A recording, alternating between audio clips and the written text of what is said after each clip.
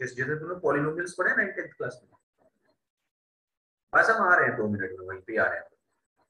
आदित्य घंटा तो 2 मिनट में उसी पे आप आ जाएंगे जहाँ से हमने स्टार्ट करना है। मैं थोड़ा सा इंट्रो दे रहा हूँ। ओके, तो ऋषिक पॉलिनोमियल्स पढ़े थे ना 10th क्लास में ना? Yes sir. वो भी काइंड ऑफ फंक्शन ही है, अलजेब्रिक फंक्शन। तो फंक्शन बेसिकली क्या है? फंक्शन को समझते हैं, कोई ना कोई एक्सप्रेशन है, जैसे लॉगरिथमिक भी फंक्शन ही है, जैसे मॉडुलस भी फंक्शन है। तो किसी भी फंक्शन को लिखने के लिए मैं जनरली यूज जो करता हूँ, तो पॉलिनोमियल्स को कैसे लिखते थे? पहले कोई नाम दिया करते थे, वैसे ही फंक्शन का भी कोई ना कोई नाम होगा। लाइक fx, जनरली fx लिख देंगे, gx लिख देंगे, hx लिख देंगे। ये तीन चीजें सबसे जनरली यूज होती है। तो fx, gx, hx, और इसी fx को मैं y भी बोल सकता हूँ। दूसरी बात इसमें, ये fx बेसिकली y के बराबर से रिप्लेस कर देंगे बार बार हर जगह जाके। और fx equals to log x, ये एक फंक्शन है, ये लॉगरिथमिक फंक्शन है। या fx is equals to x square, ये एक पॉलिनोमियल फंक्शन है या अलजेब्रिक फंक्शन है। fx is equals to mod x, modulus function है। fx is equals to greatest integer function of x, ये भी पढ़ेंगे। Greatest integer function of x बोलते हैं इसको, ग्रेटेस्ट इंटीजर फंक्शन। ये भी एक फंक्शन है। फंक्शन क्या है बेसिकली?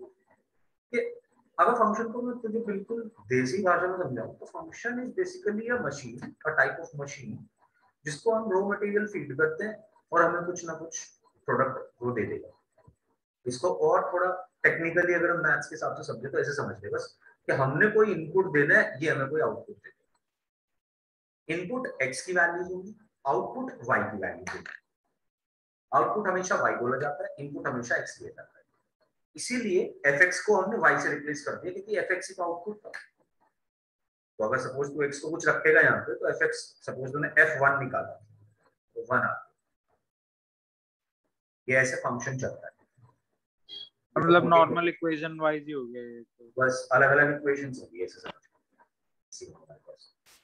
अब हमारे सिलेबस में जो है वो रियल फंक्शन है, हमें सब रियल एनालिसिस ही पढ़ना है। कॉम्प्लेक्स एनालिसिस हमारे सिलेबस में सिर्फ एक चैप्टर है कॉम्प्लेक्स नंबर, बस। उसके अलावा कॉम्प्लेक्स नंबर का यूज बहुत ही कम जगह होगा, मतलब जहां होगा वहां बता दिया जाएगा। अदरवाइज आप अपनी मर्जी से हर चीज को कॉम्प्लेक्स नहीं बना सकते। अभी आपको कॉम्प्लेक्स एनालिसिस नहीं पढ़ाया जा रहा है, आपको रियल एनालिसिस पढ़ाया जा रहा है। इस बात से मेरा क्या मतलब है ये समझ। सपोज मैंने अब यहाँ से हमारा डिस्कशन शुरू हो चुका है, मुझे लगता है वैसे हमने तो रूल भी लिख लिया था ना फंक्शन का, वो डोमेन निकालने का। बताएगा कोई, अपडेट करेगा आपको? आदित्य, क्या हम रूल लिख चुके हैं फंक्शन डोमेन निकालने के? सर हाँ लिखे थे, एक्सप्रेशन अंडर इवन रूट और denominator equal not equal to 0। fx equals to root x अगर लिखा हुआ है तो देख मैं यहाँ पे ना हमारे सिलेबस में रियल फंक्शन है, इस बात का क्या मतलब है?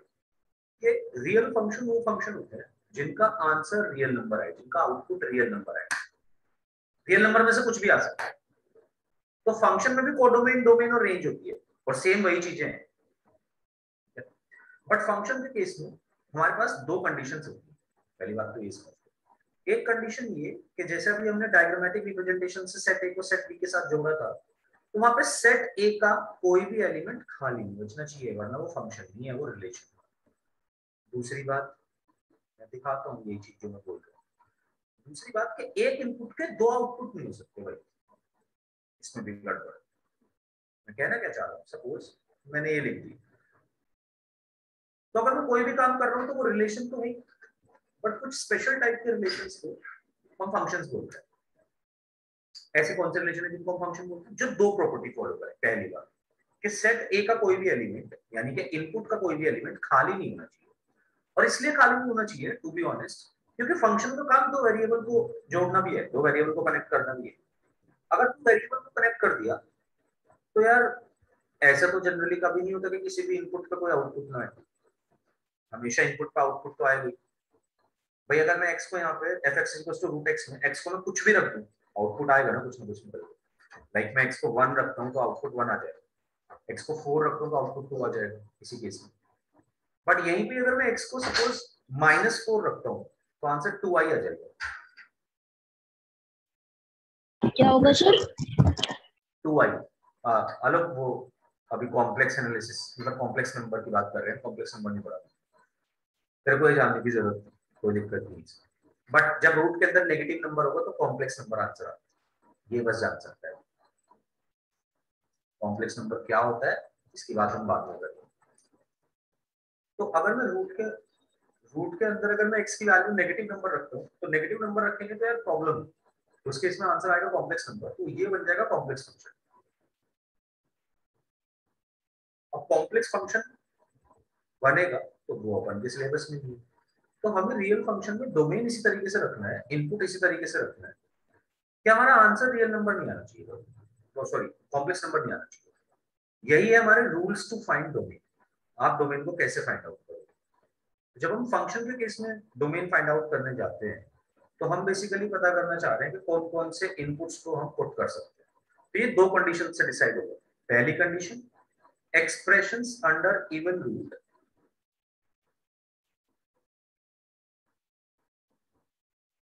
इवन रूट के अंदर जो एक्सप्रेशंस है वो सब ग्रेटर देन इक्वल टू 0 होनी चाहिए। और दूसरी कंडीशन कि डिनोमिनेटर कभी भी 0 के बराबर नहीं होना चाहिए।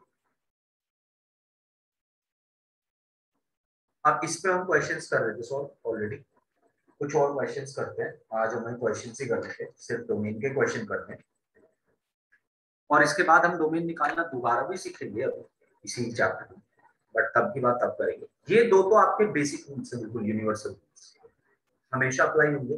अगर आपको कभी भी कोई भी एक्सप्रेशन दिखता है अंडर इवन रूट का क्या मतलब होता है कोई बताएगा? हमने लास्ट क्लास में डिस्कस करा था। What do you mean by even root?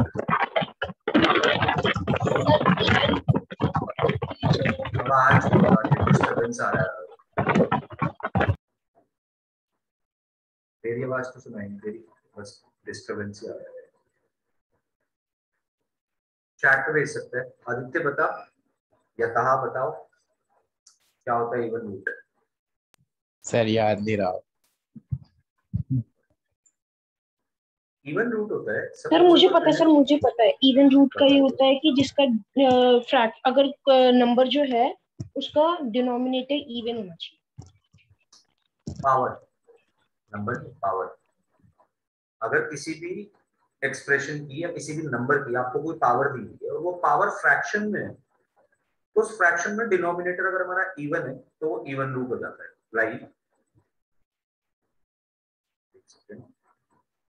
Like आपके सामने ये लिखा हुआ है 4 की पावर 1/2, तो ये इवन रूट है क्योंकि किसी चीज की पावर दी गई है, पावर फ्रैक्शन में, उस फ्रैक्शन में डिनोमिनेटर हमारा इवन नंबर है। बट अगर ये भी 4 की पावर 1/3 लिखता हूँ तो ये ऑड रूट हो गया, इट्स नॉट इवन। ऐसे ही क्या मेरे को ये बताएगा ऋषि कि ये इवन रूट है ऑड रूट है? 3/6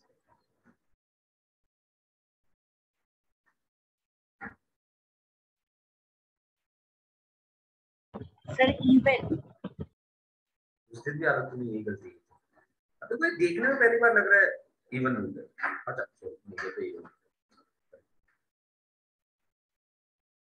अच्छा मैं बस ये बता रहा था कि देखो कभी कभी ऐसा दिखने में लग सकता है कि इवन रूट है। लाइक मैं अगर इसको 2/6 लिखूं तो देखने में तो अभी पहली बार में लग रहा है कि डिनोमिनेटर इवन नंबर है तो इवन रूट है, बट अगर 2/6 को सॉल्व करेंगे सिंपलीफाई करने के बाद 1/3 आएगा, ये ऑर्डर रूट है इवन रूट की। तो सिंप्लीफिकेशन के बाद जो मोस्ट सिंप्लीफाइड फॉर्म होगी उसमें आपको चेक करना है डिनोमिनेटर इवन है कि नहीं, उसको हम इवन रूट बोलते हैं। ठीक बात? आदित्य क्लियर है? Yes sir. Yes sir. और ऋषिक? Yes sir. अब आते हैं जरा क्वेश्चंस, किस तरीके से अपन को डोमेन फाइंड आउट करना है। कितने क्वेश्चन कर चुके हैं इसके?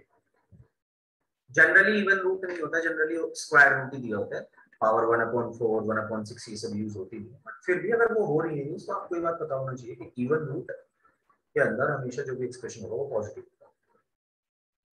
हाँ जी कितने क्वेश्चन करे थे आपने बताओ? कुछ तो क्वेश्चन कर लिए थे और 2 करे थे। बता दीजिए क्या किए सर एक था fx इक्वल टू 1/x-4 और दूसरा था fx इक्वल टू 1/2-x। अब एक क्वेश्चन और करते हैं fx equals to root over x - 1 find domain of f। जब भी मेरे को डोमेन चेक करना है तो डोमेन चेक करने के लिए मुझे एक ही बात का ध्यान देना है हमेशा, मुझे दो बात का ध्यान देना है। फर्स्ट इज कि आपको रूट ओवर एक्स माइनस, क्या जो भी एक्सप्रेशन दिया गया है उसके अंदर रूट इन्वॉल्व है या इवन रूट इन्वॉल्व है? तो पहले इस क्वेश्चन का आंसर दो। बिल्कुल। Yes, तो sir. अगर इवन रूट इन्वॉल्व है तो इवन रूट के अंदर जो एक्सप्रेशन है वो क्या है?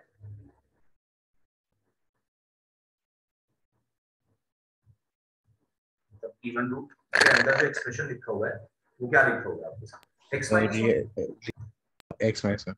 x माइनस 1 पूरा का पूरा इवन रूट के अंदर ही आ रहा है। तो पहली चीज क्या रूट इन्वॉल्व है, दूसरी चीज क्या डिनोमिनेटर है? Sir, 1.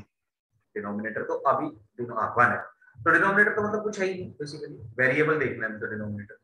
पर चलो इसी क्वेश्चन को मैं थोड़ा सा और चेंज कर देता हूँ, एक फुल फ्लेज क्वेश्चन देख लेते हैं, ये थोड़ा अच्छा क्वेश्चन है।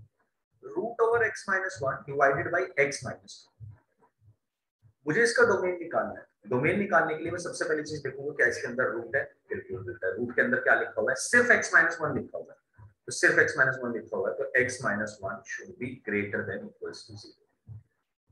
expression under even root should be positive. Second thing, denominator cannot be equals to, so x should be greater than equal to 1 and x should not be equal to 2.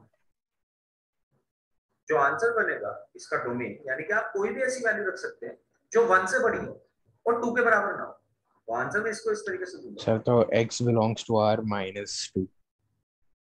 नहीं, 1 से बड़ा है। 1 or 2, 1 or 2. 1 to infinity except 2 minus 2। हम intervals की बात तो कर चुके हैं क्लास में। सर किसकी?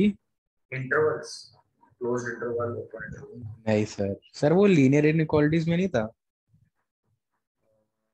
पढ़ लिया क्या लीनियर इनइक्वालिटीज हमारी क्लास में? हाँ सर, चल ही रहा है वो, पढ़ा तो दिया है मेरे को, बट ये समझ नहीं नहीं, आया। मैंने तो लिखा है। अच्छा नहीं, आपने नहीं पढ़ा। क्या नहीं समझ आया? क्या सर? क्या नहीं समझ आया? सर वो मुझे ये समझ नहीं आया कि नंबर लाइन पे रिप्रेजेंट कैसे करते हैं उसको, और ये जो ब्रैकेट्स होते हैं उन्हें कैसे लगाते हैं, कि मतलब इनका मीनिंग क्या होता आलोक, है? क्या हमने अपनी क्लास में सेट्स में इंटरवल्स डिस्कस नहीं किए थे? मुझे तो लगता है किए थे। किए थे ना, वही एग्जैक्टली। और ताहा, क्या तुम्हें इंटरवल्स के बारे में पता है? तुमने तो लेट ज्वाइन की है class. Taha, am I audible? Yes sir, पता है। पता है, ठीक है। ओके, तो क्लोज्ड इंटरवल और ओपन इंटरवल होते हैं, मैं बताता जाऊंगा आपको। क्योंकि यहाँ पे इक्वल्स टू लगाया गया है तो x greater than equals to 1 है, तो मैं 1 के साथ ये वाला बिग ब्रैकेट लगा देता हूँ। और अगर सपोज क्वेश्चन ऐसा ना हो के आप एक और क्वेश्चन करते हैं, तो ये हमारा डोमेन है, यानी कि आप 1 से लेके इंफिनिटी तक कुछ भी रख सकते हो except 2। Next question, find domain of the following functions. अब इसमें बहुत सारे फंक्शंस लिखते हैं, तो इसे निकालते भी हैं। Find domain of the following functions. अब आप इसके पार्ट्स, सर हम पहले डोमेन कर रहे हैं। हाँ, पहले डोमेन ही होता है। पहले डोमेन सीखेंगे तब रेंज पे पहुंच पाएंगे, क्योंकि रेंज निकालने के लिए भी आपको डोमेन तो निकालना पड़ेगा।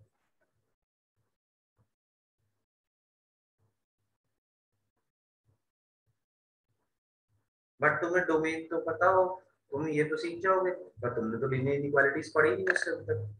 कहा आदित्य नालो, क्या तुम्हें वेवी कर्व मेथड आता है? नंबर लाइन मेथड या वेवी कर्व मेथड? नहीं sir. Hello sir, number line method, wavy curve method, sign scheme method, सब एक ही नाम। No sir. ठीक है, चलो अभी ऐसा क्वेश्चन नहीं देखेंगे। बट ऋषिक, इसमें क्वेश्चन थोड़ा और टफ भी बन सकता है, फिर हमें बस वेवी कर्व लगाना पड़ जाएगा। Okay sir. करेंगे ऐसा क्वेश्चन।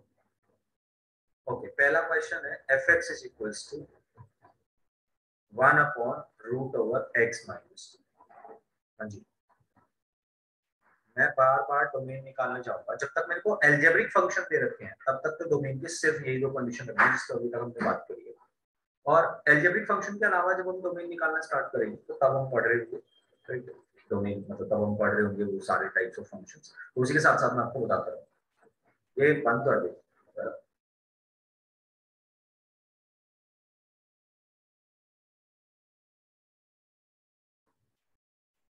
हाँ जी, तो fx equals to 1 upon under root of x minus 2।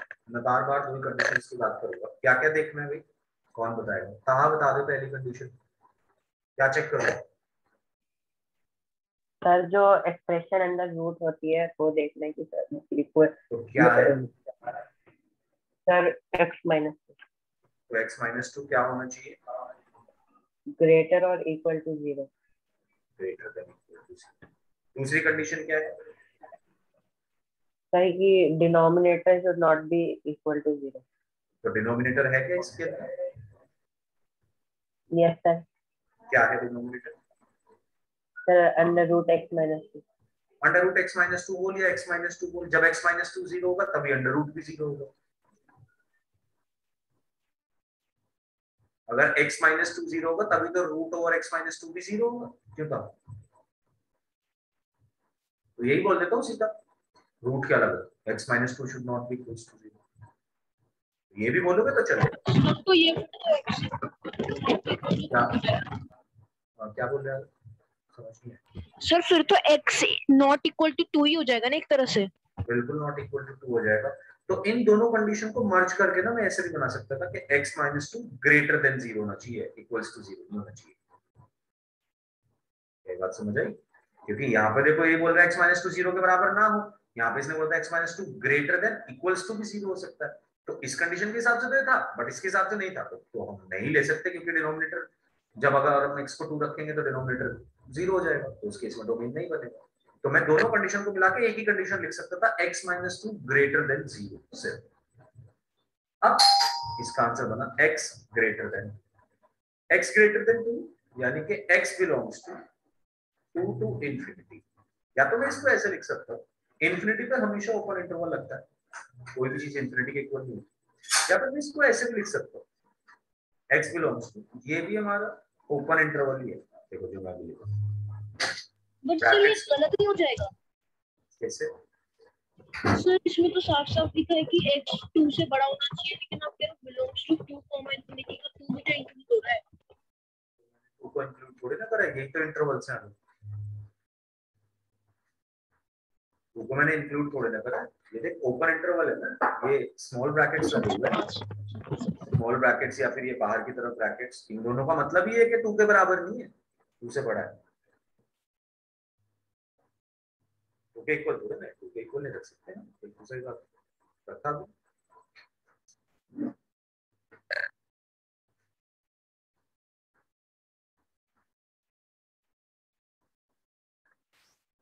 Correct बात है। आगे बढ़े, कोई भी प्रॉब्लम हो, डाउट हो, पूछ रहा है।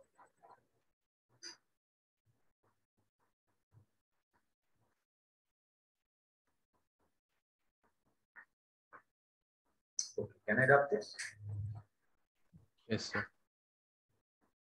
जो भी बच्चा उसे हैंड रेज कर सकता है।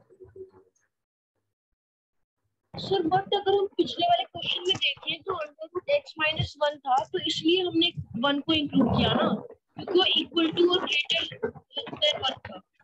बट सर यहाँ पे तो इक्वल टू और ग्रेटर देन नहीं है ना, बस 2 ही तो है, इसलिए 2 को क्यों इंक्लूड? नहीं आई बात से, फिर से क्या पूछ रहे सर वो आवाज सही से आ रही है? हो? हाँ सर, मैं बस इतना कह रहा हूँ कि ये नेसेसरी तो नहीं है ना कि ग्रेटर देन और इक्वल टू होना चाहिए तभी हम 1 कॉमा इंफिनिटी ऐसे लिखेंगे, या फिर अगर ग्रेटर देन 1 होगा तो हम 1 कॉमा इंफिनिटी लिख सकते हैं।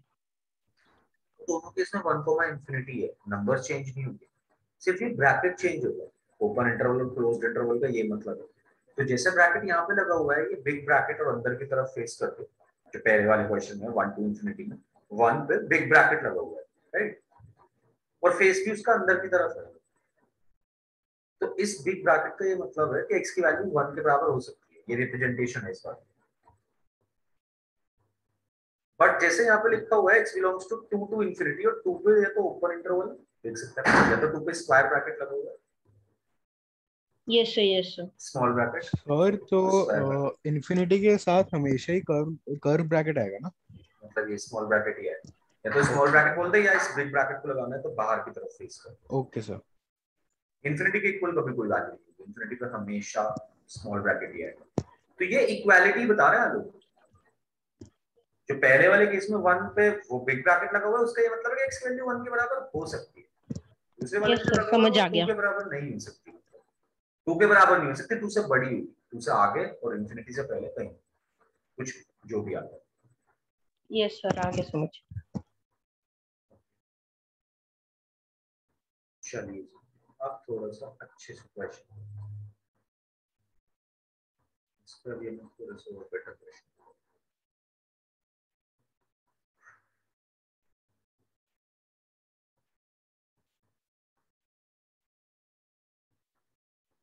चलिए एक क्वेश्चन कर सेकंड क्वेश्चन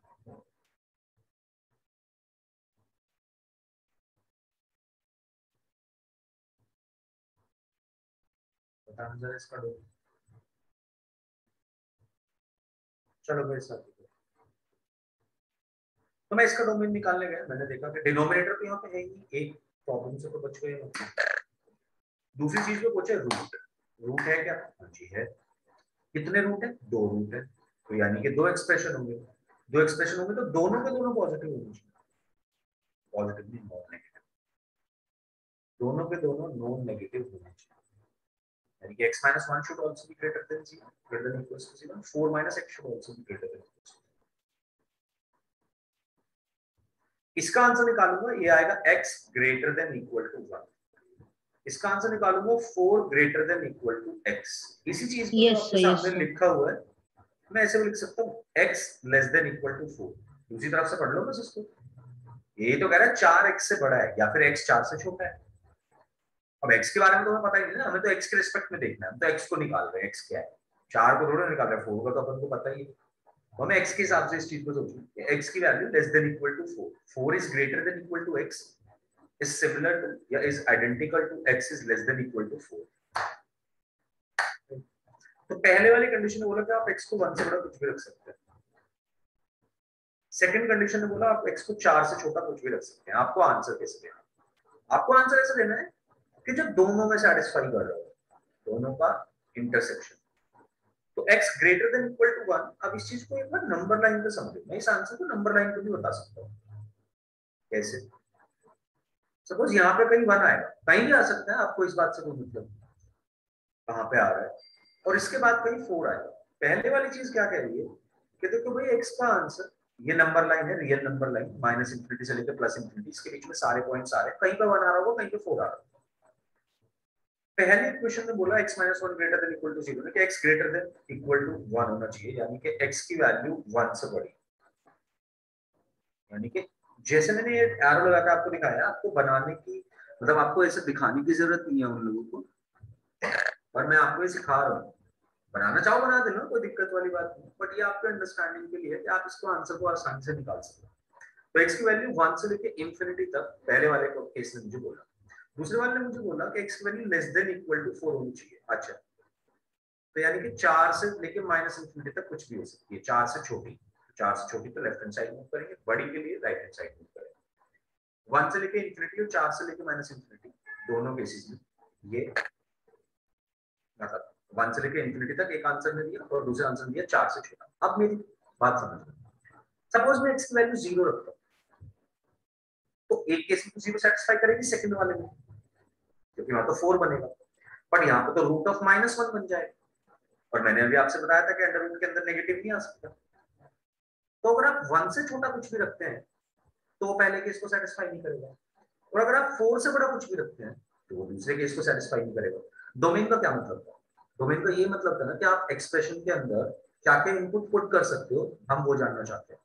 तो आप x0 नहीं पुट कर सकते, आप x4 नहीं पुट, 5 नहीं पुट कर सकते, 4 से बड़ा कुछ भी। तो आपका आंसर जो होगा हमेशा वो पोर्शन होगा जो दोनों में कॉमन आ रहा होगा, राइट? यहाँ पे जो दोनों में कॉमन आ रहा है वो ये वाला पोर्शन 1 से लेकर 4। तो मैं आंसर ऐसे दूंगा x belongs to 1 to 4 all of that मैंने क्लोज्ड ब्रैकेट लगाई है, इसका मतलब है 1 भी हो सकता है 4 भी हो सकता है, कोई प्रॉब्लम। बट क्या आपको ये इंटरसेक्शन वाली बात समझ आई? यस मैं ऐसा डोमेन रखना है कि जो हमारा सेटिस्फाई करे दोनों को। कहा बात समझे?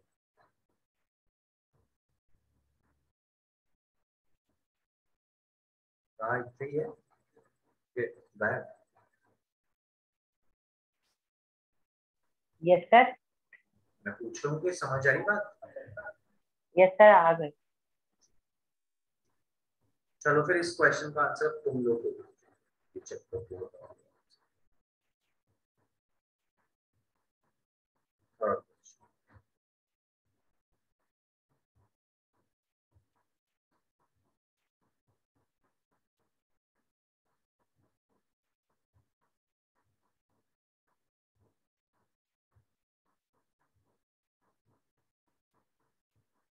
चैट पे आप लोग मुझे आंसर दे सकते हैं। ऋषि बात समझ आई डोमेन कैसे निकालना है?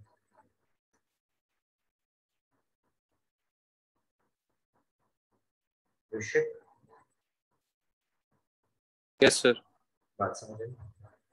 हाँ ये सर। दो कंडीशन पे काम करना है बस। अब इसका टफ क्वेश्चन पता है क्या हो जाएगा? वेरी कर लगवा दो कि मैं एक रूट के अंदर कुछ बड़ा सा फंक्शन दे दूं, बस उसके वेरी कब लगा लो।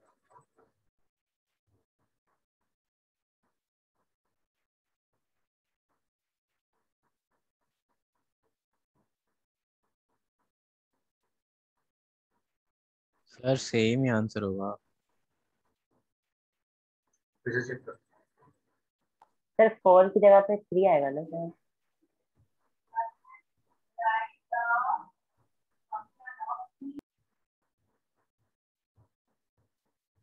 वन माइनस एक्स से आंसर क्या है? पहले वाली सर कंडीशन से आंसर क्या है? x less than equal to 1। X less than equal to 1। और दूसरी वाली कंडीशन से आंसर क्या है? Sir x greater than equal to 1 और 4। पहले वाली कंडीशन कह रही है एक्स को 1 से छोटा ही रखिएगा प्लीज। सेकंड कंडीशन ने बोला कि एक्स को प्लीज 4 से बड़ा ही रखो। तो कौन सा ऐसा एक्स है जो दोनों में कॉमन आ रहा है? कौन सी वैल्यू है एक्स की? सर ये पॉसिबल कैसे है? सर इसका 5 नहीं होगा आंसर? 5। No solution. इसमें कोई भी एक्स नहीं पुट कर सकते हैं क्योंकि हर केस में रियल कॉम्प्लेक्स नंबर आंसर आ जाएगा। अगर आप ये चेक ना कर पाओ तो आप इसीलिए नंबर लाइन ड्रॉ करा के दिखाइए आपको। हाँ 1 सर, से क्योंकि इधर नंबर वाली लाइन साइड। पे सर इसका सारे आंसर 4 से ऊपर इंफिनिटी जा रहे हैं होगा। और सारे कोई कॉमन नहीं है। क्या पूछ, क्या बोल रहे हैं लोग? क्या होगा आंसर? सर इसका आंसर इंफिनिटी होगा। सर क्योंकि x तो तूने दोनों कंडीशन से आंसर निकाला, 1 माइनस एक्स और x माइनस 4 वाली कंडीशन से।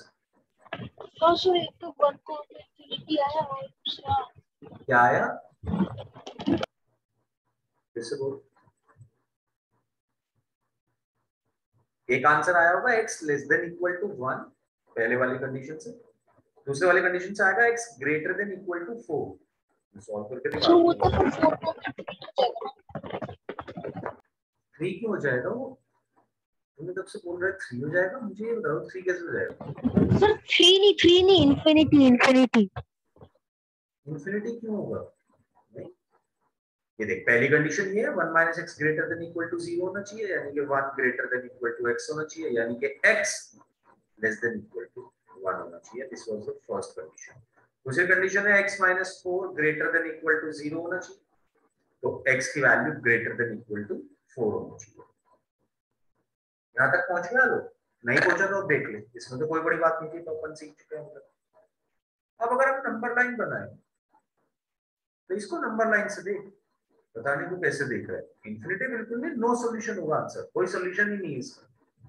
क्योंकि ये कह रहा है फर्स्ट वाली कंडीशन कि आप x को 1 से छोटा कुछ भी रख सकते हैं इधर वाली साइड, ये इसका आंसर है पहले वाली कंडीशन। दूसरी वाली कंडीशन कह रही है आप x को 4 से बड़ा कुछ भी रख सकते हैं।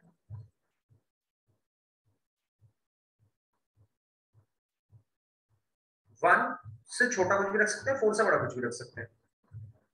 अगर 1 से छोटा रखता हूँ तो दूसरे वाली कंडीशन सेटिस्फाई नहीं होगी, और अगर 4 से बड़ा रखता हूँ तो पहले वाली कंडीशन सेटिस्फाई नहीं होगी। दोनों के बीच में कोई भी कॉमन क्वेश्चन है नहीं, तो आंसर कहां से आया तेरा इंफिनिटी? बता मुझे। नो सॉल्यूशन होना चाहिए, कोई भी एक भी वैल्यू x की कॉमन नहीं है दोनों केसेस में। क्यों भाई?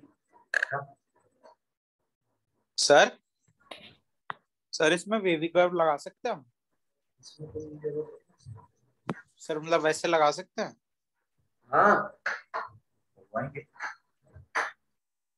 सर तो इसमें वो x कॉमन लेके 1 और 4 को प्लस करेंगे और फिर माइनस प्लस माइनस इसमें नहीं लगा सकते, इस क्वेश्चन में नहीं लगा सकते। कहां से लगाएगा? एक ही तो नहीं है नहीं, फैक्टर। उस एक ही टर्म होना चाहिए ना, वो कंबाइन करना पड़ेगा उसके लिए। तो अगर इसमें इसी को मैं root over 1 minus x into x minus 4 एक ही साथ लगा देता तो लगता। हाँ सर, फिर तो सर लगाना फिर पड़ता उसके होगा। बाद क्वेश्चन पता है वेवी कर्व पे हो जाता है, बस डोमेन के निकालने के लिए क्वेश्चन वेवी कर्व से सॉल्व हो जाता। Okay sir. और सर वो जो सर लॉग आज आपने कराया था, उसके सर कई क्वेश्चंस हैं स्पेसिफिक लॉग के ही। यार बड़े मुश्किल से मिलते हैं, मतलब मुझे लॉग मिलता है बहुत मुश्किल से मिलता है, बट मैं बनवाता हूँ उसका असाइनमेंट। मैंने देखा आज ही मेरे को प्रॉब्लम फेस हुई, पहले नहीं है। मैं अभी उसका असाइनमेंट बनवा दूँ हाँ सर, आपके क्योंकि सर पास से। वो क्या सर, मेरे पास जो आपने बताई थी कोई वाली, उसमें सर मैंने ढूंढा, उसमें लॉग के एक आधी क्वेश्चन है। अभी तक हुआ कि कौन सी? हाँ सर उसी में, सर उसमें स्कैटर्ड है, मतलब लॉग स्पेसिफिक नहीं है उसमें। जैसे सर उसमें काफी टॉपिक्स अलग अलग लग रहे हैं। वो इनइक्वालिटीज में दे रखा होगा उसने, हाँ सर उसमें उसी में दे रखा है। हाँ पर वो लॉगरिथम में इनइक्वालिटी दे रखी है, बस लॉगरिथम नहीं पढ़ाया। Yes sir. उसके मैं क्वेश्चन पूछता हूँ। हाँ जी आगे बढ़े चलो सर। अगर आगे बढ़ने के लिए अब इसके अगर हम और अच्छे क्वेश्चन करना चाहते हैं तो बेसिक क्वेश्चंस थे इसके। तो इसके अगर हम और ज्यादा क्वेश्चंस करने हैं, अच्छे क्वेश्चंस करने हैं, तो अपन को एक मेथड सीखना पड़ेगा जो वैसे तो लीनियर इनइक्वालिटी में है, बट हम सिखा देते हैं ये। कहीं भी सीख लो, मतलब उसे वो तो मैथ्स में लगता रहेगा। क्या नहीं रहा बच्चा यस कोई तो हैंड रेस कर दे। ओके तो ऋषिक तेरे नाम की तो यहीं तक की थी क्लास। Yes sir. सर तो आप यही कराओगे अभी 10 बजे तक? बस वे भी करूँ। तो सर मैं लीव कर दूं? अब इससे थैंक क्वेश्चन कर लियो और सारे डोमेन के क्वेश्चन हो जाएंगे तेरे। कुछ बचेंगे जहाँ पे फंक्शन एल्जेब्रिक नहीं होगा, वो बचेंगे बस। वो जब हम इसी क्लास में भी पढ़ाएंगे फंक्शन टाइप्स ऑफ फंक्शन की, तब पढ़ाओ। आ जाइए पूछ लियो निष्कर्ष। ठीक है सर, तो अभी लीव कर दूं ना सर? हाँ thank you sir. Wavy curve method, ये जो मेथड है इसका नाम मैं बता देता हूँ आपको, कई नाम है इसको। Wavy curve method, number line method भी बोल देते हैं इसको, साइन स्कीम मेथड भी बोल देते हैं इसको, और बड़ा सा नाम।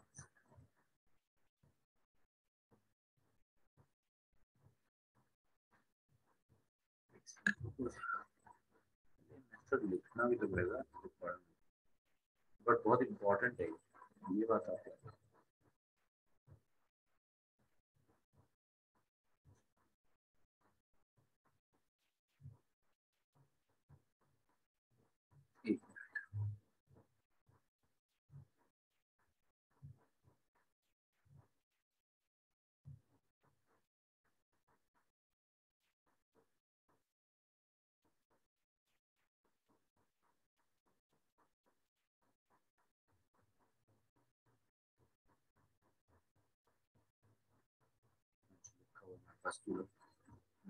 Can you see my screen?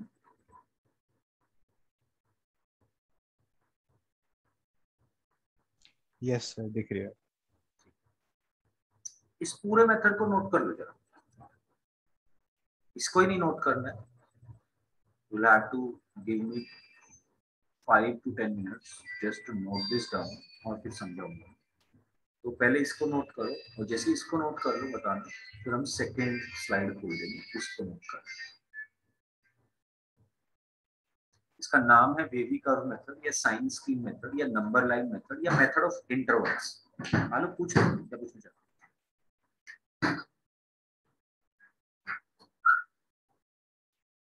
नहीं सर, जब हो जाएगा तो मैं हैंड रेज डाउन, क्या बोल रहे हैं? जब हो जाएगा ना तो मैं हाँ ठीक ठीक है, करो करो, मेरे को भी 2 मिनट दो जरा, तुम तब तक नोट करो, मैं इसे आके फिर तब चेंज करूंगा, अभी और भी स्टेप्स हैं इसके कुछ, फिर मैं इसे एक्सप्लेन भी करता हूँ, एक क्वेश्चन के थ्रू हम इसे एक्सप्लेन भी, एक क्वेश्चन के थ्रू भी पहले मेथड एक्सप्लेन कर दूंगा, फिर हम इसको क्वेश्चंस करना शुरू करेंगे।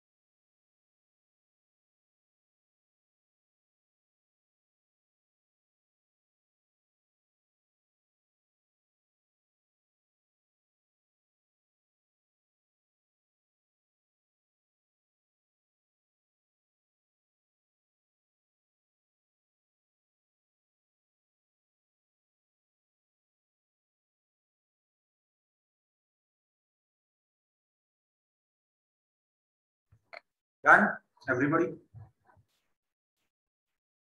सर एक सेकंड सर लास्ट पॉइंट बचा है। हाँ बस, तो हैंड रेज कर लो, जब तक लिख रहे हो हैंड रेज करके रखो, मुझे पता चलता है। सर, वो हैंड रेज हो जाता तो बीच का एक चीज दिखता है।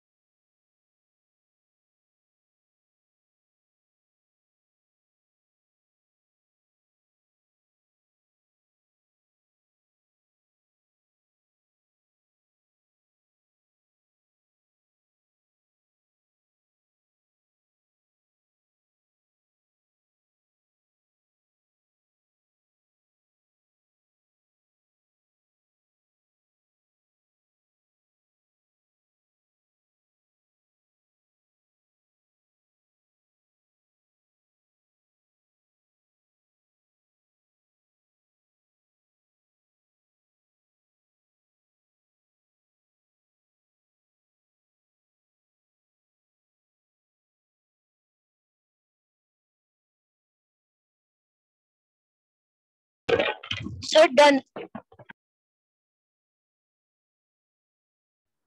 कहाँ लिख रहे हो?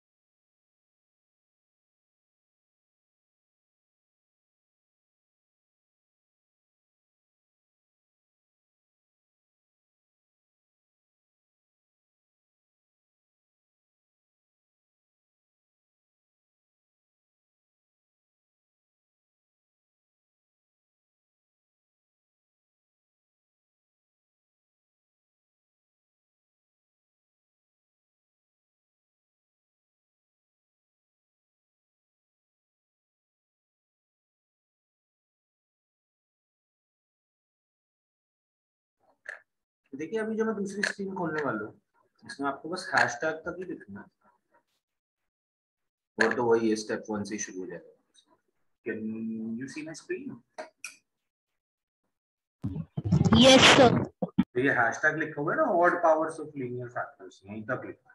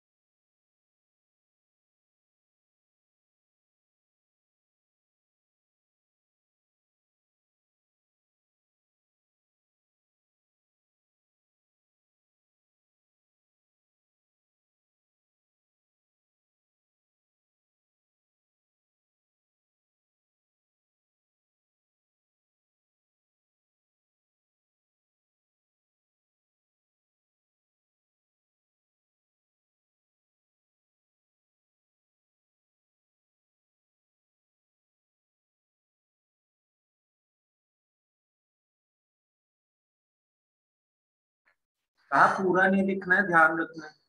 Odd powers of linear factors are treated, ये जो पूरा पॉइंट है बस यहाँ तक लिखना है। उसके बाद तो to solve these inequations, वही चीज है जो अभी लिख के आए।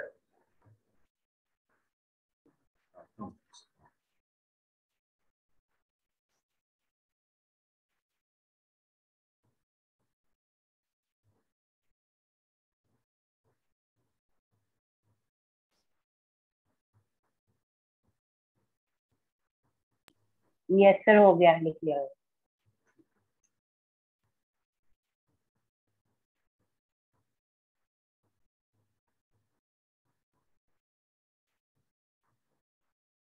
चलिए अब ये जो रूल आपने समझा है इसको जरा देखते हैं अपन लगा के अप्लाई कर।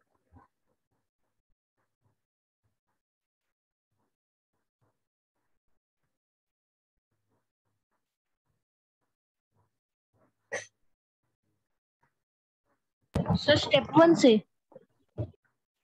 हाँ जी,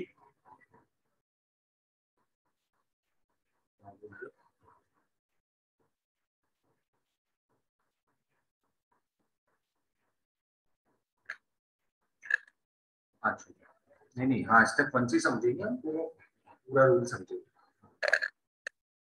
बस ये है कि क्या कर रहे हैं। तो ये जो रूल था वेविगर मेथड, आप देख सकते हैं जैसे सबसे पहली लाइन लिखी है कि क्या काम है इसका, इज अबाउट काम क्या है, क्या करता है जी वेवी कर्व। तो वेवी कर्व करता ये है कि वेवी कर्व अगर आप किसी भी एक्सप्रेशन का, किसी भी अलजेब्रिक एक्सप्रेशन का अगर आप साइन चेक करना चाहते हो, साइन चेक करने का क्या मतलब है कि वो एक्सप्रेशन कब पॉजिटिव होगा और कब नेगेटिव होगा। अगर आप किसी भी एक्सप्रेशन का साइन चेक करना चाहते हैं तो उसके लिए वेवी कर्व यूज करा जाता है। यानी कि कोई भी चीज ग्रेटर देन जीरो, कोई भी चीज लेस देन जीरो, कोई भी चीज greater than equal to zero, या कोई भी चीज less than equal to zero, अगर ये चार चीजें होंगी तो हम इसमें वेवी कर्व मेथड लगा सकते हैं। लाइक आपको मैं क्वेश्चन देता हूं,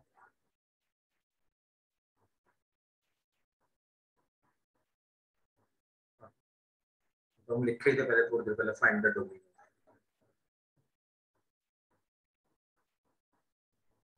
क्वेश्चन ये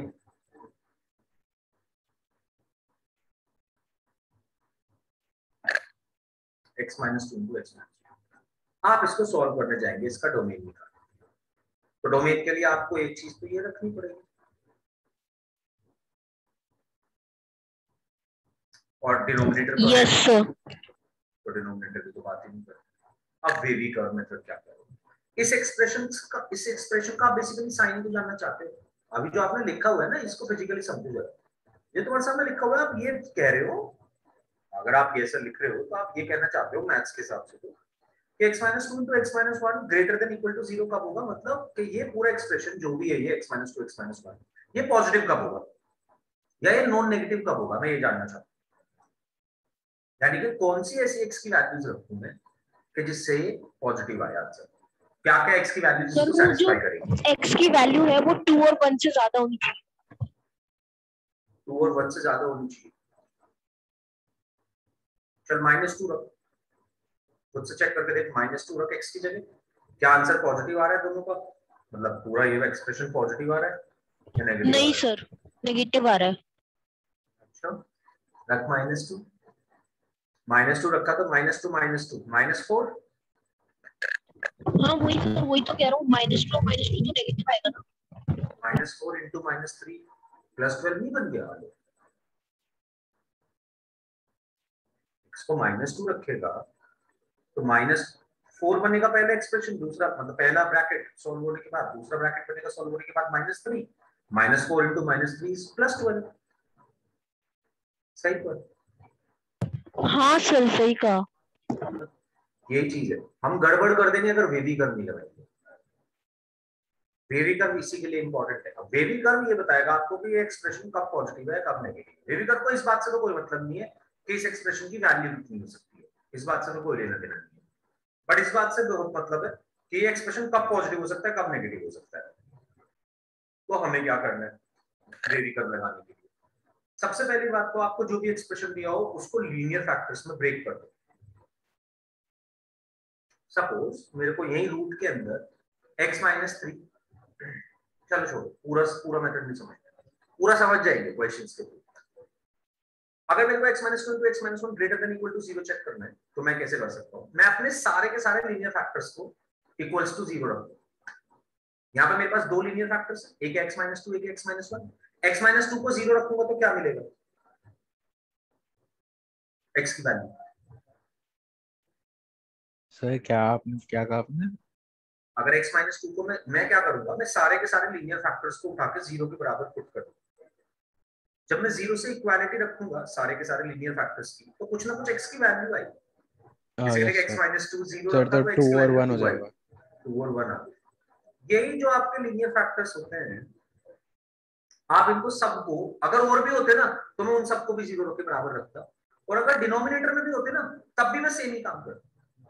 ये भी बात, डिनोमिनेटर में हो या न्यूमरेटर में हो, लीनियर फैक्टर्स बनाओ, लीनियर फैक्टर्स को 0 के बराबर रखते जाओ। जब लीनियर फैक्टर्स को 0 के बराबर रखोगे तो आपको कुछ ना कुछ x की वैल्यूज मिलेगी जिनको हम बोलते हैं क्रिटिकल पॉइंट्स। देखते जाओ मेथड में। सर एक डाउट है सर, जैसे कि हमने x-2 लिया है तो अगर डिनोमिनेटर होता लाइक x-2 x+4 वो नहीं बनता 0, तेरी बात सही है। हाँ नहीं सर, मैं पूछ रहा हूँ कि x प्लस 4 इक्वल टू 0 लिखेंगे, x by x plus x minus 2 by x plus 4 equal to 0 लिखेंगे। हर एक लीनियर फैक्टर को 0 के बराबर रखेंगे। हर एक तो हर एक फैक्टर को एक एक एक एक एक एक अच्छा each and okay, every one. तो फिर तो उसकी x वैल्यू माइनस 2 x को भी इक्वल टू रखेंगे, माइनस x 4 हो प्लस जाएगी। 4 को भी रखेंगे। हाँ, ओके एक वहां से क्रिटिकल पॉइंट आएगा 2, एक आएगा -4। ओके सर, समझ गया। ये क्रिटिकल पॉइंट्स है। जैसे हमारे यहाँ पे 2 क्रिटिकल पॉइंट्स आए, एक आया है 1, एक आया है 2। कहां से मिले? ये हर एक लीनियर सर तो फैक्टर को इसका 0 मतलब के ये बराबर है। डोमिनेटर से भी वर्क करता है। हाँ, डिनोमिनेटर से भी वर्क करेगा। इसे इस बात से कोई मतलब नहीं, ये कुछ और कर रहा है। अभी तुम करने के बाद सीख पाओगे इसे थोड़ा, जो आइडिया लगेगा। एक्चुअली तुम्हें 4-5 क्वेश्चन इस पे करने पड़ेंगे, तब सही से आइडिया लगेगा। बट आज तो हम एक ही क्वेश्चन कर पाएंगे, बट अभी तुम्हें करने के बाद पता चलेगा हम कर क्या रहे हैं। अभी अभी मत सोचो, डिनोमिनेटर पे मत जाओ। आपकी वो बातें सारी सही है जो हमने लिखी है, उसमें कोई परेशानी नहीं है। बट अभी हम जो सीख रहे हैं ये मेथड थोड़ा अलग है, ये कुछ और कर रहे हैं। वो सारी बातें सब वैलिड है जो हमने करी है पहले, पर पहले सिर्फ इस मेथड को सीखो, अभी सब भूल जाओ। तो मैंने सारे के सारे लीनियर फैक्टर्स को बराबर रखा 0 के, x माइनस 2 को 0 के बराबर रखा, x की वैल्यू 2 आई, x की वैल्यू 1 आई। एक 2 क्रिटिकल पॉइंट्स आ गए मेरे पास। जितने लीनियर फैक्टर्स होंगे उतने क्रिटिकल पॉइंट्स होंगे, उन्हें भी चाहिए। मैं इन दोनों पॉइंट्स को जाकर नंबर लाइन पर प्लॉट कर दूंगा। तो पहले तो नंबर लाइन बनाई जाए, -∞ से +∞। इस पे कहीं ना कहीं ये दोनों पॉइंट आ रहे होंगे विद ऑर्डर। आप इसको विद ऑर्डर से मेरा मतलब है पहले 1 आता है बाद में 2 आता है, उसी तरीके से आप इसको पुट कर। आपने 1 को 2 मार्क कर दिया नंबर में। अब आप अगली चीज देखिए कि क्या जितने भी लीनियर फैक्टर्स हैं उसमें x का कोफिशिएंट पॉजिटिव है। पहला लीनियर फैक्टर है x माइनस 2, x का कोफिशिएंट क्या है इसमें? यस सर, पॉजिटिव है, +1। दूसरे वाले में देखते हैं +1। बहुत बढ़िया बात है। अगर x के कोफिशिएंट्स पॉजिटिव है, बेस्ट है। अगर x के कोफिशिएंट पॉजिटिव ना होते तो मैं माइनस कॉमन लेके बाहर निकाल देता उस माइनस को, वो भी क्वेश्चन करेंगे। तो x के कोफिशिएंट पॉजिटिव है, हाँ जी पॉजिटिव है। अगर पॉजिटिव ना होते तो हम पॉजिटिव बनाते। कैसे बनाते? माइनस कॉमन लेते। अभी तो पॉजिटिव है तो वो तो प्रॉब्लम है।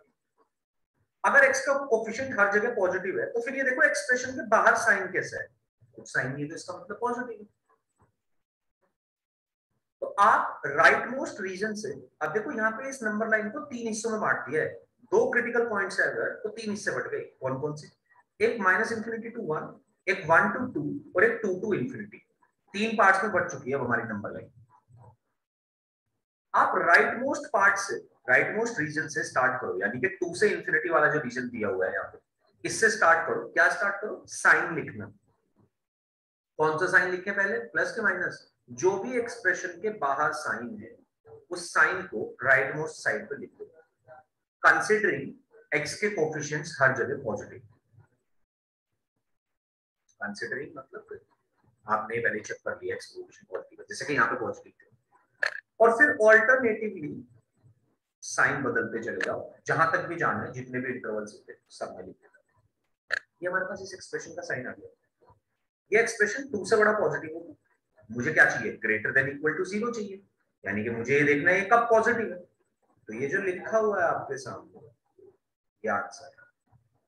अब ये पॉजिटिव है। x की वैल्यू 1 से कम रखो या x की वैल्यू 2 से बड़ी रखो, दोनों ही केस में आप रख के देख सकते हो। कोई भी वैल्यू 2 से बड़ी रख लो, 2 से बड़ी रखोगे तो पॉजिटिव आएगा ही, x माइनस 2 भी और x माइनस 1 भी।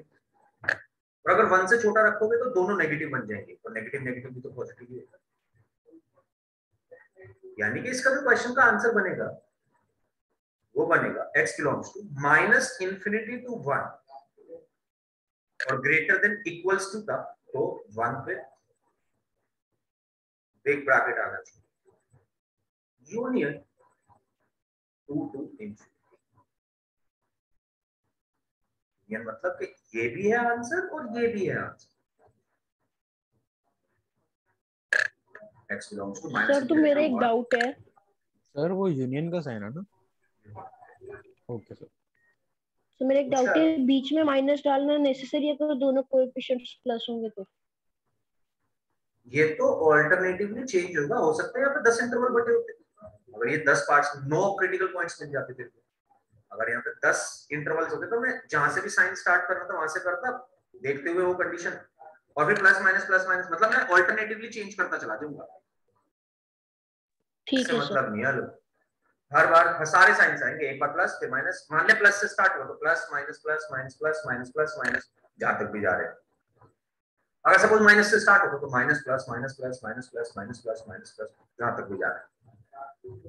और क्लियर हो जाएगा, जितने क्वेश्चन ठीक है लगाएंगे सर। और कुछ नहीं क्लियर हो जाएगा। चलिए जी, इसका डोमेन निकालते हैं।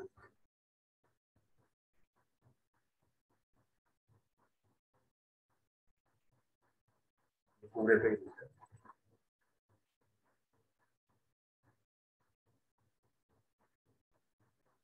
अब एक स्टेप और फर्दर अब आगे बढ़ो। फर्दर स्टेप क्या है? पहली चीज, अब मैंने चार अभी पहले देखते हैं। सबसे पहली चीज क्वेश्चन आ गया मेरे साथ, मैंने कहा भैया रूट बड़ा होना चाहिए जीरो से। आपने क्या एक क्वेश्चन लिख लिया? सर डिनोमिनेटर को सिंपलीफाई करेंगे इसमें, बिल्कुल। Middle term students.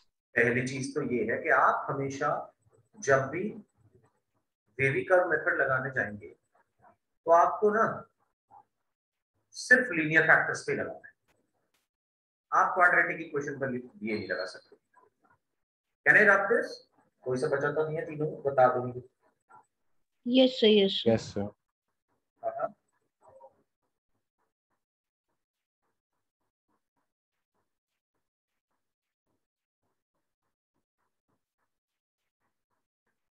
तो पहली कंडीशन कि देखिए रूट के अंदर जो भी एक्सप्रेशन है वो पॉजिटिव होना चाहिए।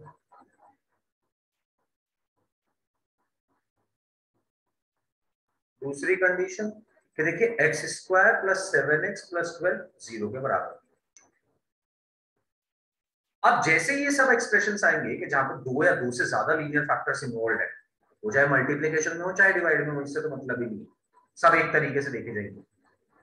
तो आपको वेवी कर्व लगाना ही पड़ेगा, आपके पास इसका कोई मेथड नहीं है सॉल्व करने का। आप ऐसे सॉल्व कर सकते हैं इसको, बट वेवी कर्व लगाने के लिए हमें सारे के सारे लीनियर फैक्टर्स चाहिए। सपोज मुझे इस तरीके का क्वेश्चन दिया हुआ है तो मैं नीचे वाले को पहले मिडिल टर्म स्प्लिटिंग से ब्रेक करके देखूंगा क्या वो ब्रेक हो पा रहे हैं। तो अब आप मुझे एक बात बताओ, क्या ये ब्रेक हो पा रहे हैं? और हो पा रहे हैं तो कौन कौन से फैक्टर्स बनते हैं? सर x+4 और x+3।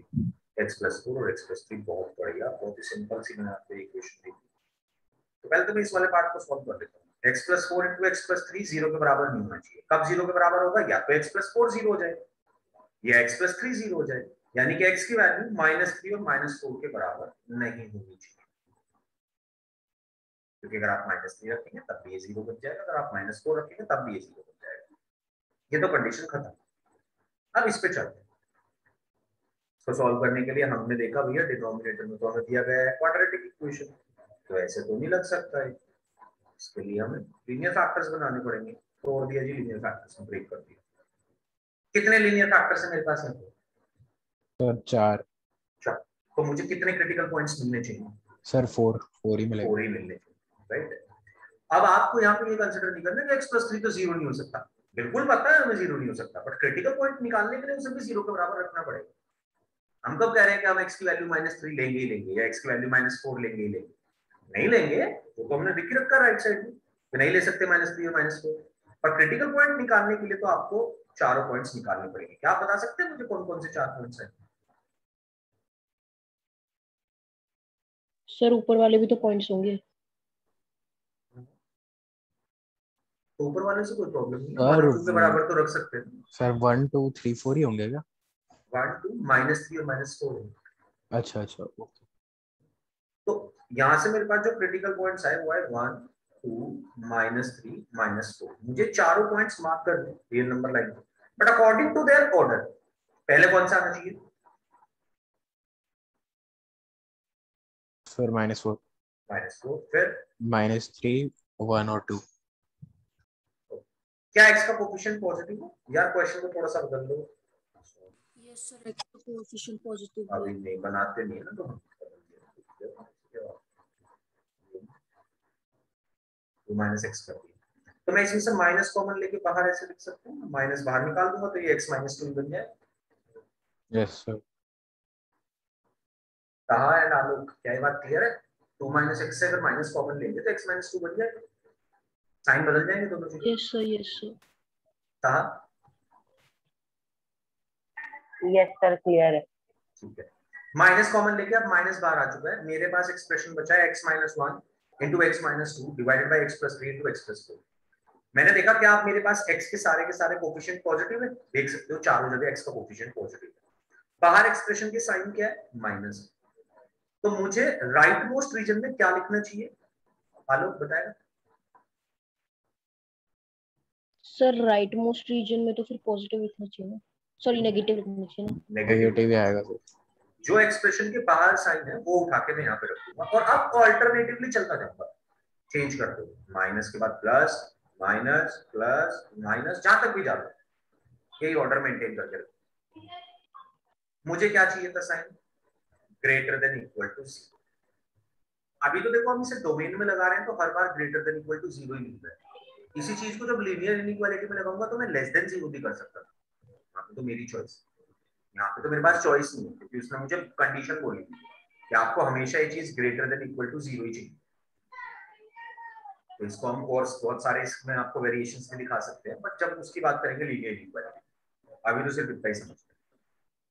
तो ये वैल्यू अगर मैं कैलकुलेट करूंगा तो मुझे मतलब अब मुझे क्या चाहिए, मुझे चाहिए ग्रेटर देन इक्वल टू 0। तो मुझे चाहिए value greater than equal to 0 यानी कि पॉजिटिव चाहिए। मुझे मिल चुका है, कहाँ ये पॉजिटिव है, यहाँ पॉजिटिव एंड यहाँ। तो इसके हिसाब से आंसर आना चाहिए -4 to -3, पर -4 और -3 के बराबर नहीं हो सकता। देखो यहाँ पे इक्वल्स टू भी लगा है वैसे तो, पर मुझे पता है कि -3 -4 रखूंगा तो डिनोमिनेटर 0 हो जाएगा, तो ये तो नहीं रख सकता। यूनियन 1 और 2 के बराबर हो सकता है। क्या आपको बात समझ आई? कुछ तो क्वेश्चन सबमिट करेगा। यस सर, समझ गया। अब इसमें सर फिर तो हम इसे डायरेक्टली भी तो लिख सकते थे ना, कैसे? क्योंकि -3 और -4 तो हमारा कोएफिशिएंट आया ही था। तो कैसे लिखता है बता, मतलब हमें ये कैसे पता चल सकता है कि इसका आंसर -4? इसका आंसर ये भी तो हो सकता था -∞ से -4, या -3 से -1, या 2 से इंफिनिटी, बट वो तो नहीं आया ना आंसर। आंसर तो ये दोनों आए बस। अच्छा तो यहाँ पे माइनस प्लस का बस वो था। अब इन दोनों क्वेश्चंस को सही से समझ के आना नेक्स्ट क्लास में, ठीक है? फिर हम 1-2 क्वेश्चन और करेंगे डोमेन के अच्छे से, और फिर अपन रेंज को कर देंगे आप। ठीक है सर। चलो, और आप लीनियर इनइक्वालिटी के क्वेश्चन भी कर सकते हो बेहतर अपनी, तुम्हारी एनसीईआरटी को पूरी खत्म करें।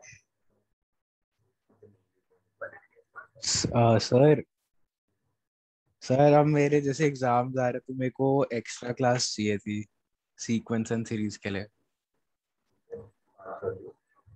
Okay sir. सर से बात कर लेना, सर को बता देना। ओके सर, मैं पूछ लूंगा सर से। ठीक है सर, थैंक यू।